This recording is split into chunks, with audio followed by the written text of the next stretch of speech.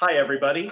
This is Andrew from Made by Millworks. We're here for a virtual reception with Luis Sanchez and his show, Keep It Zen. For the virtual reception, since many of you, or all of us really, can't actually come and see him in person and talk to him about the show, I'm going to be conducting a little interview with him so you can get to know him, his work, and the show itself. Hey, Luis, how are you? I'm great. How are you, Andrew? I'm doing great. Is there any little things you'd like to say before we dig into the questions? Just that I really hope you enjoy the show, and I hope that this interview gives you a little more insight about myself and the work and the process. Excellent, great. All right, so first, obviously, tell us about the show. Tell us about Keep It Zen. About Keep It Zen. Keep It Zen is an extended show that I did. I did a show 2 years ago at Artistic Edge in Long Beach, which is a frame shop and a gallery. And it was a spring. Chris scheduled me for a spring show. So what a better way to welcome spring than to do birds. I love birds. I've been fascinated by birds since I was a little kid. And my father was actually a conservationist and environmentalist, and he would go and find injured animals, mostly birds or birds of prey, and bring them back home, heal them, feed them, and months later then return them to the wild. So at my house, I had falcons, eagles, all kind of crows, all kinds of birds. So I grew up with my dad teaching me about birds, and watching him do all that was really, it just stuck with me. It was important, and just the beauty of nature and what they represent. And so that's where the show started. And so now, as a continuation of it, people love them so much, and I got so into it. And there's just so many varieties of birds worldwide. I mean, you could make thousands of pieces, literally. And so when it came to you, again, the aesthetic, the marriage between an artwork and a place, I think, is vital. They both have to complement each other. And so when it came to Made, and we were already doing the clocks and other things, I just saw birds there. I saw the liveliness, the brightness, colors that you already have, your palette. And I just thought a row of really small, beautiful birds would look amazing. And here we are. So this basically the show, and I think the timing is essential, is great. Yeah, so that's just, since you mentioned it, we have been working with Luis for years now. We've been carrying his handmade clocks, recently started carrying the t-shirts he's producing as well. Yeah. We've print, and this is your first solo show here at Made. First solo show, yes, original work, yes. Yes. All right, and then, so you really dug into the birds and the beauty behind the birds and why you love painting birds so much.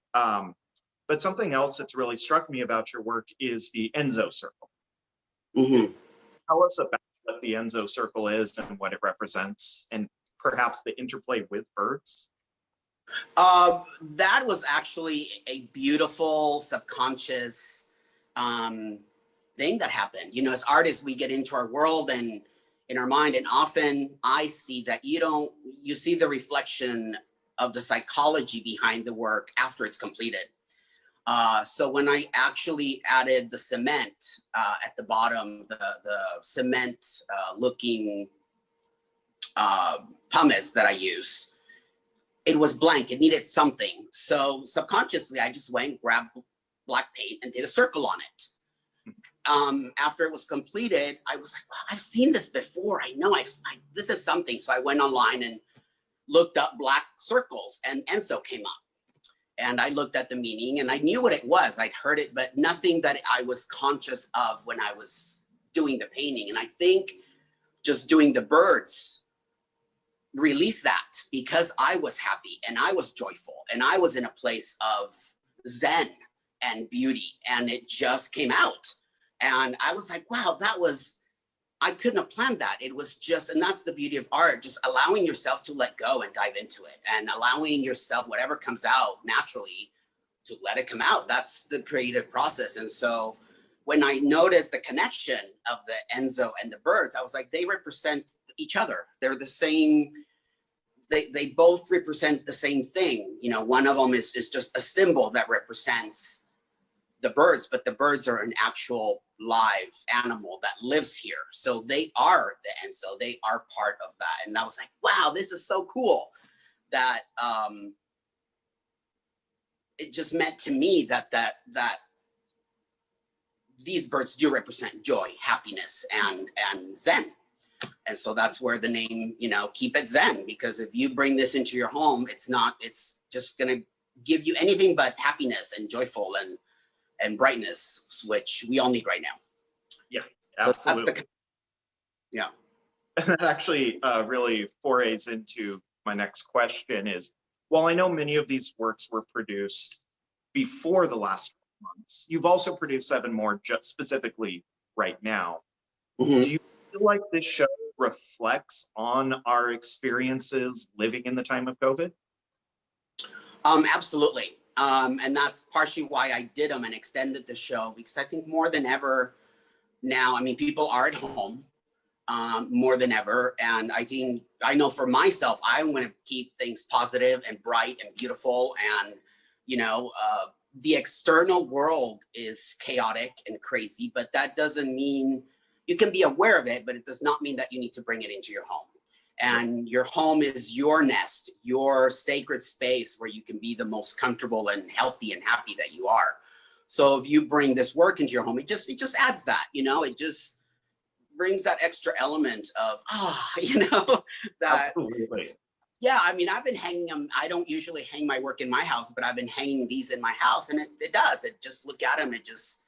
They're so beautiful. It just brings a smile to your face. Yeah, absolutely. Since we brought them in, I've been thinking of them as like this piece of tranquil beauty. Mm-hmm. Yes. Yeah. And birds are tranquil. I mean, when people go bird watching, that's why they go bird watching, to be tranquil, to be at peace, and to, you know, and it's beautiful. It's just I really admire that, people that do that. It's a great opportunity to bring natural beauty into your home right now when we're all staying. Exactly. Yes. And I'm a big believer in that. I've always done that throughout my work, is I love bringing the outside in. It's good. Yeah. Nature should be all around, not just outside, you know, it should be inside. Right. Absolutely. Great. Okay. So we've talked about the show a bit, which is available on our website, madebyworks.com. But now let's dig into you a little bit. So how'd you get your start as an artist? Oh, wow. Well, I've been an artist my whole life. My father was an amazing artist, muralist, and I certainly inherited his talent. So I've been painting since I was a little kid. I've been going to art school since I was 7 years old. So my parents definitely encouraged me and molded me. I knew I was going to be an artist since I was a little kid. So they knew that, they saw that, and really molded me. But my career really started 25 years ago when I dove in professionally into the art world. I, again, just out of a coincidence, started making hand-painted frescoes. And at the time I was living in Seattle, which is where I'm from. And I was selling them around town, just to different stores and interior design shops, and a representative saw it. And he immediately took them in and represented me in Seattle and New York, and started selling them to stores. Well, in the 5 years that the company ran, I was selling these small hand-painted frescoes to about 120 stores around the country and Canada. And so it grew into a huge business, which I then had to travel and learn the business aspect. But then in my travels, I learned galleries, culture, other artists. And so all that I took in, and I sold the business in 2001 and moved to Los Angeles to pursue my fine art full time. And here I am 25 years later, living off my work and living the dream. So that's what really put me on the map. So that was how I began. And then, just since you mentioned being from Seattle, moving to Los Angeles, just so everyone knows your real local connection, where are you currently working right now? Where's your studio? I live right now and reside in San Pedro, which is, you know, we're neighbors. Yep, exactly. Just across the bridge. Yeah. I can quickly wave at you from here. You can, just across the bridge, yes. Yeah, there's just some buildings in the way. Yeah, right. No, I moved out here from downtown Los Angeles. I lived down there 15 years before it all exploded. We all made it really cool, and then we all had, to flee the arts district. But I moved here 5 years ago, again, to pursue the arts, and I'd heard of San Pedro being a real renaissance and really backing artists, and I really wanted to get away from the city and be near nature and the ocean. So I moved out here, and I love my studio. I love living out here. It's great. Yeah. Cool. And then, since you're working locally, and I know there's many artists watching, what kind of specialized tools, inks, paints do you use, and where do you source them right now? I think the most specialized medium that I use is dry pigments, especially when it comes to my rusts and the backdrops and any little rust element that I add to my paintings. Is the dry pigments. Other than that, I really love Golden and Liquitex are my paints of choice, which can be bought at Blick. So, I order just through Blick, but any outdoor work that I do, as far as murals or outdoor work, I go to Nova Color. Okay. One of the best. I love that they're in our backyard because they make the paint here in Culver City. But I find that it's the best, hands down, the best outdoor mural paint there is. And for gesso, I make my own canvases as well. So, and I stretch them. And so I put the gesso, and they have the best gesso, like by far. Right. Cool. So, yeah. And then since you mentioned making your own canvases, I also know you actually did the framing. You did just bespoke framing for all of these pieces. Mm-hmm. It's a canvas in the frame. Can you talk about that a little bit? Inspiration behind it, just how you do it, why you do it? Why I do it? Well, again, it goes to my father. When I was around a teenager, and he goes, if you're going to pursue your life as an artist, he goes, the most expensive things are canvases and frames. He goes, so if you learn to make your canvases and your frames first, you can do many different things, but you will save a lot of money that you can then put into different things, like food. So, and rent and survival. So that's when it comes to that. And it's a great advantage because I'm able, if I want to make an 8-foot canvas, I can. If I want to make a rectangular canvas, I can. But when it comes to the frames, one of the things I hold most treasured in my career is workmanship, quality, and presentation. And so, and it's an aesthetic that I have. It's just who I am. Like if it doesn't meet my own standard of quality, it does not leave my studio. And so that's where the frames come. Frames are it's like a border. When you have a border, it forces you to look inward. And so with these paintings, they're small, they're intimate. I want people to walk up to them. But when they have that frame, it takes you inward. It just forces you to go inside the painting and fall into it, which is, again, a psychological, very important thing that artists, I think, miss. And to me, there's nothing worse than seeing a beautiful painting with no frame and the sides of the canvas are blank. And I'm like, that to me ruins the entire piece of work because it's not finished. If you're not going to put a frame on it, finish the side, paint it another color, whatever. But it's